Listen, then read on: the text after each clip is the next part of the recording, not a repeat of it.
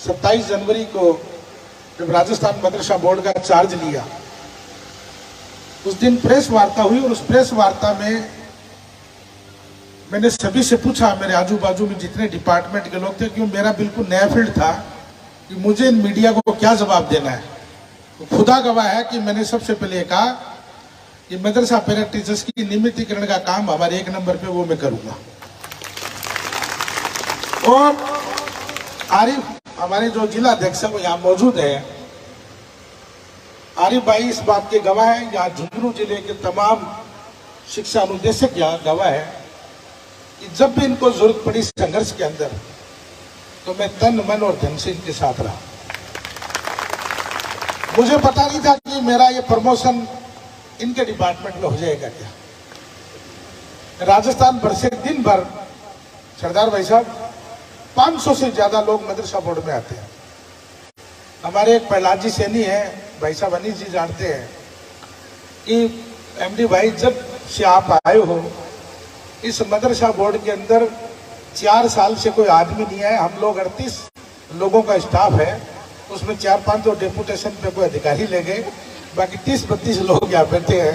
इक्का दुक्का लोग आते थे, 500 लोग डेली के आते हैं, 500 लोग। मैं अपने आप को सौभाग्यशाली मानता हूँ और इस बात के लिए मेरे झुंझुनू शहर को और मेरे तमाम बुजुर्गों को और तमाम जिस मुकाम पे मैं खड़ा हूँ, दरगाह हजरत कमरुद्दीन शाह, इनके परिवार की दुआ, जो शख्सियत अंदर आराम फरमा है, उन सब की दुआएं हमारे साथ कि उस पद पर पहुंचा।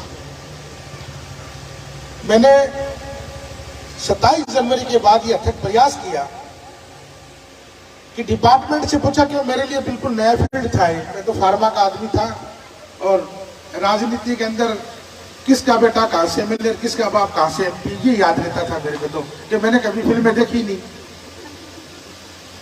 तो मैंने हकीकत बता रहा हूं कि 7 दिन तक मैंने बोर्ड में बैठकर बोर्ड की समस्त जानकारी इकट्ठी की कि आखिर बोर्ड है क्या, बोर्ड के काम क्या है, बोर्ड की मांगे क्या है, बोर्ड करता क्या है।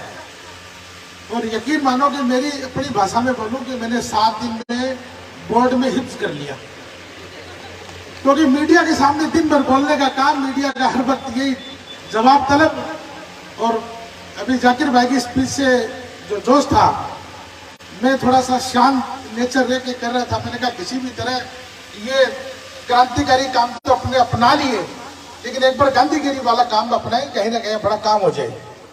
मैं सबसे पहले इस मंच पर राजस्थान के लोकप्रिय मुख्यमंत्री और इस युग के अगर कोई गांधी है तो माननीय अशोक गहलोत है। अशोक गहलोत जी ने 98 से लेकर 2003 का उनका जब पहला कार्यकाल था, अभी खालिद भाई साहब बता रहे थे, इसी दरगाह के अंदर 98-2003 के बीच में भर्ती हुई थी। मुख्यमंत्री जी के पहले कार्यकाल में मदरसा बोर्ड का गठन हुआ। मुख्यमंत्री जी के दूसरे कार्यकाल में 2008 से 2013 के बीच में, आपके 5वें कार्यकाल है 2018 से 2023। आप यकीन करोगे, मुझे भरोसा था मेरे महबूब लीडर मुख्यमंत्री अशोक गहलोत पर कि मैं जब भी गया हूं, डिपार्टमेंट वाले भी परेशान हो गए, कुछ न कुछ मांगने आता है, इसके पास और कुछ काम ही नहीं है। मतलब मैं रोजाना सेक्रेटरीट, रोजाना सीएमआर, रोजाना सीएमओ, वो भी कहने लगे बोला आज कोई नई चीज ले आए होगे। मैंने कहा नई चीज नहीं लाए, हमारी चीजें पेंडिंग चल रही है, आपको देनी है, दे दो, इस कौम का भला हो जाएगा। मैं इस पूरे मदरसा पेरेंट टीचर्स जो आज के शिक्षा अनुदेशक, उनको मुबारकबाद देता हूं।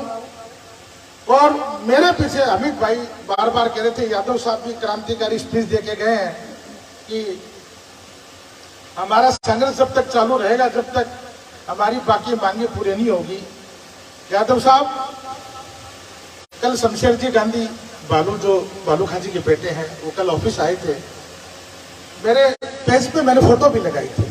उन्होंने कल दिल से धन्यवाद दिया, शुक्रिया कहा कि एमडी भाई आपके आने के बाद मुझे लगने लगा कि हमारी कोई लड़ाई लड़ने वाला राजस्थान मदरसा बोर्ड में बैठा है। आप यकीन करेंगे इस बात का कि आज 13 मार्च से नोटिफिकेशन से पहले आप लोगों का राजस्थान मदरसा बोर्ड से कोई लेना देना नहीं था। आप लोकल मदरसा कमेटियां जो है उनसे आपके अनुमन था। कल सही बोल रहा हूं? 3 मार्च को मैं सेक्रेटरीट गया, हमारे वित्त के हेड है और मुख्यमंत्री जी के नाकान है अखिल अरोड़ा साहब। अखिल अरोड़ा साहब क्या, मैं जब मेरी कुछ डिमांड लेके गया तो मसले लगे यार कि पहला कोई चेयरमैन आया है जो ये टेलीफोन करने की बजाय खुद फिजिकल चलकर आया कि साहब ये मेरी डिमांड है, पूरी करें। तो मैंने कहा साहब मैं खुद कार्य करता हूं, मैं तो सिपाही हूं पार्टी का और उस कम्युनिटी से आता हूं जो राजस्थान की 99 नहीं बल्कि 100% कम्युनिटी कांग्रेसी विचारधारा की है और उस विचारधारा से निकल कर आया हूं, पार्टी का सिपाही हूं। ये डिमांड है मेरी और इस डिमांड को पूरी करने से राजस्थान में कांग्रेस का बड़ा मैसेज आएगा। तो हमारी डिमांडें क्या थी कि राजस्थान मदरसा पैरा टीचर्स का जो संघर्ष है वो पिछले 10 सालों से आप देख रहे हो। इनका मानदेय बढ़ाओ, इनका नियमितीकरण करो। राजस्थान मदरसा बोर्ड के 12,499 पद है, इसमें वर्तमान में 5656 ही वर्तमान में मदरसा पैरा टीचर्स कार्यरत है, बाकी 6,843 पद खाली पड़े हैं, इनको भरो। शिक्षा विभाग की तर्ज पर हमारे मदरसों को बच्चों को ड्रेस मिले, प्रत्येक मदरसे में एक लाइब्रेरी हो और प्रत्येक मदरसा को 25,000 रुपए सालाना मेंटेनेंस का मिले। साथ में राजस्थान के 100 मॉडल मदरसे बने, राजस्थान के 100 मदरसे इंग्लिश मीडियम बने, राजस्थान का मदरसे का शिविरा पंचांग कैलेंडर जिसको बोलते हैं वो बने और राजस्थान के मदरसे सिर्फ 8वीं तक है वो हायर सेकेंडरी स्कूल तक कर्मोन्वित हो, ये भी हो। इतनी डिमांडें मैं जब लेकर गया तो उन्होंने कहा एमडी भाई को पहले ग्रीन टी पिलाओ, आपने बहुत लंबा चौड़ा इतिहास लिख कर लाए हो। मैंने कहा सर मुस्लिम समाज सदैव कांग्रेस के साथ रहा और मुख्यमंत्री अशोक गहलोत जी से बहुत मोहब्बत करता है, कांग्रेस से बहुत मोहब्बत करता है। आने वाला वक्त चुनाव का है, इसका रिजल्ट आपको मिलेगा, ये मेरा वादा है।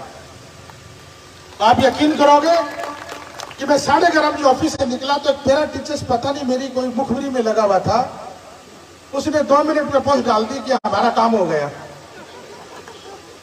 मैंने उस भाई को कहा, मैंने कहा हमारे आपके आजम पठान साहब हैं जोधपुर के, जो आपके शिक्षा निदेशक के अध्यक्ष हैं, मैंने कहा लड़का कौन है भाई? बोले साहब ये पैरा टीचर। तो मैंने पैरा टीचर से तो स्कूल में जाके पढ़ाओ, सेक्रेटरीट में क्या कर रहे हैं आप? बोले साहब ये दिन भर इनको उत्सुकता रहती है आज हमारा काम हो जाएगा, आज हमारा काम हो जाएगा। ये बात बिल्कुल जेन्युइन भी थी। मेरे ऑफिस में आने के बाद 1 घंटे बाद वहां से कॉल आया कि आपकी फाइल ओके कर दी है, आप नोटिफिकेशन जारी करें। आप यकीन मानना पॉलिटिकल आदमी हूं, लेकिन पॉलिटिक्स से पहले मैं सामाजिक भी हूं। मैंने आने के बाद पूरे स्टाफ से डिसीजन करवाया और किया भी, क्या इस नोटिफिकेशन पे मैं सिग्नेचर करूं, क्या हमारे जॉइंट सेक्रेटरी या जमील साहब से करवाऊं, महमूद साहब इनसे करवा लूं, मंत्री जी के यहाँ भेज दूं? सब ने एक बात कही, सर वक्त का कोई भरोसा नहीं है, इस नोटिफिकेशन पर आपके भी सिग्नेचर हो, जॉइंट सेक्रेटरी के भी सिग्नेचर हो, मदरसा बोर्ड के सेक्रेटरी के भी सिग्नेचर हो, लेकिन इस नोटिफिकेशन पर अगर पहला सिग्नेचर होना चाहिए तो एसीएस सर का होना चाहिए, क्योंकि सरकारें आएंगी और सरकारें जाएगी। कल अगर भारतीय जनता पार्टी सत्ता में आ गई तो इन पैरा टीचर्स का काम फिर खराब कर देगी, क्योंकि आप मनोनीत पोस्ट पर हो, राज्य सरकार ने आपको मनोनीत किया। लेकिन कृष्ण कुणाल जी जो हो हमारे एसीएस है, उनके सिग्नेचर से कोई नकार नहीं पाएगा, 6 सिग्नेचर होना चाहिए। हमने होली की छुट्टियां बिताई, इन 10 दिनों के दरमियान चाहे वारी भाई हो चाहे इस्माइल भाई हो, मेरे पास तो मेरे घर वालों के फोन आने बंदी हो रहे हैं, मेरा टीचर्स की कॉल आ रही थी, शाम क्या हुआ, शाम हो गया क्या? तो मेरी हालत ये थी कि रात को 2:30 बजे भी एक आदमी ने फोन किया, बोले साहब मैंने सुना कल सुबह जारी कर रहे हैं। हाँ, मैंने कहा होली के बाद में कर रहे हैं। 10 दिन हमने कैसे निकाले मैं जानता हूँ उस बात को। 13 तारीख को क्योंकि कृष्ण कुणाल जी छुट्टी पर थे, तो मैंने कहा साहब मैं दिल्ली आ जाता हूँ, दिल्ली से सिग्नेचर करा लेता हूँ। उन्होंने कहा आप टेंशन मत करो, 5-7 दिन की छुट्टियां हैं और मैं मेरे हाथ से करूंगा। 13 तारीख को 1 बजे हमने नोटिफिकेशन उन पर सिग्नेचर करवाए और 5 बजे आपके आजम पठान साहब की मौजूदगी में हम लोगों ने सिग्नेचर करके इस नोटिफिकेशन आपका रिलीज किया। तो सबसे पहले आप सभी को बहुत बहुत मुबारकबाद कि आपने पहली सीढ़ी पार की है। आपको इसी मंच पर एक बड़ी मैं और बताता हूं बात कि राजस्थान के 1,25,000 सुविधा कर्मचारी है जिनका सभी का इस तरह की सीढ़ियों पे काम चला। माननीय एसए साहब ने पूछा कि इनका स्क्रीनिंग का काम हो गया क्या, तो आप चेयरमैन साहब आपको भरोसा दिला रहा हूं, आप अनीस जी बैठे हैं, हमारे डिपार्टमेंट ने कंप्लीट स्क्रीनिंग करके ऑलरेडी रख रखी है। अगले 10 दिन में यानी 1 अप्रैल को एडॉप्शन जारी कर देंगे और जारी करने के बाद आपका हमारा मदरसा बोर्ड से जो अनुबंध है वो अनुबंध आपको संभाग वाइज देंगे, इंशाल्लाह हमारी कोशिश रहेगी। तो आपने पहली सिटी पार कर ली। दूसरी सिटी में मुख्यमंत्री जी के यहाँ से एक आदेश आया कि आईएएस पैटर्न के ऊपर इनका अनुभव जोड़ा जाएगा। मैं भी समझता हूं, तो मेरा तो फील्ड नहीं था, मैंने बोला ना कि मैं तो हिफ्ज किया मैंने इस आईएएस पैटर्न में भी कि कितने दिन में कैसे काम हो गए। तो जो लोग 2002 में लगे, 2008 में लगे, उनका तो आईएएस पैटर्न में कोई तकलीफ नहीं है, लेकिन 5वें और 6ठे चरण के अंदर जो पैरा टीचर से लगे वो आईएएस पैटर्न के अंदर उनको कोई फायदा नहीं मिल रहा है, क्योंकि 2013 के बाद में उनकी मात्र 10 साल की सर्विस होती है। हमने मुख्यमंत्री जी को रिटर्न लिखकर भेजा कि आईएएस पैटर्न से इन कर्मचारियों को दूर रखा जाए। और यह भी आपको बता दूं कि जितने भी राजस्थान में सुविधा कर्मचारी, उनका नोटिफिकेशन आपसे पहले जारी हो गया था, लेकिन आपका क्यों रोका गया, इस बात का धन्यवाद तो दे दो यार कम से कम। आपका क्यों रोका गया ये तो पूछो कभी। हमने बार बार ये बात कही कि राजस्थान मदरसा बोर्ड का जो शिक्षक है वो 3rd ग्रेड क्वालिफिकेशन के इक्वल है। उनकी भर्ती 10वीं 12वीं के तहत नहीं हुई है, वो बीएड है, डीएलएड है, बीएसटीसी है, ग्रेजुएट है, इनको 3rd ग्रेड के इक्वल माना जाए। मुख्यमंत्री जी ने हमारी इस बात को स्वीकार किया, आपको 3rd ग्रेड के इक्वल मान रखा है। आपका मानदेय 16,900 रुपये हो गया। मुझे कई बार इंटरनल महसूस होता है कि झूठ नहीं बोलना चाहिए, लेकिन पैरा टीचर जो है ना वो बहुत तरीके से झूठ बोलते हैं।